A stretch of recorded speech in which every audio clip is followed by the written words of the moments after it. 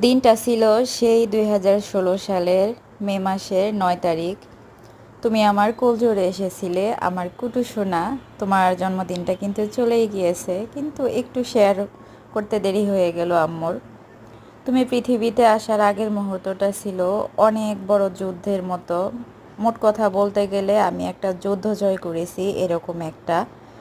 একমাত্র আল্লাহ তাআলার অশেষ রহমত ছিল বলেই তোমাকে আমি কোলে নিতে পেরেছি, আলহামদুলিল্লাহ। আল্লাহর কাছে লাখো কোটি শুকরিয়া। আমার একজন বাবা দুনিয়া ছেড়ে চলে গিয়েছে, কিন্তু দুইটা বাবা আল্লাহ আমাকে দান করেছে, আলহামদুলিল্লাহ, শুকর আলহামদুলিল্লাহ। তো এই যে ছোট্ট পরিসরে আমি আমার কুটু সোনার বার্থডেটা একটু সেলিব্রেট করেছি। এর আগে কিন্তু 2 দিন আগে খুবই সুন্দর একটা আনন্দ সে আমাদের জন্য নিয়ে এসেছিল। সে বৃত্তি পরীক্ষায় বৃত্তি পেয়েছে, খুবই এক্সাইটেড ছিল সে। তো সবাই আমার কুটু সোনার জন্য দোয়া করবেন, ও যেন আল্লাহ নেক হায়াত দান করে সারা জীবন ও যেন যে কোনো কাজে সাকসেস হতে পারে। সারা জীবন তুমি তোমার মা এবং বাবাকে পাশে পাবে। হ্যাপি বার্থডে কুটু সোনা। অনেক দোয়া আর শুভকামনা রইল তোমার জন্য।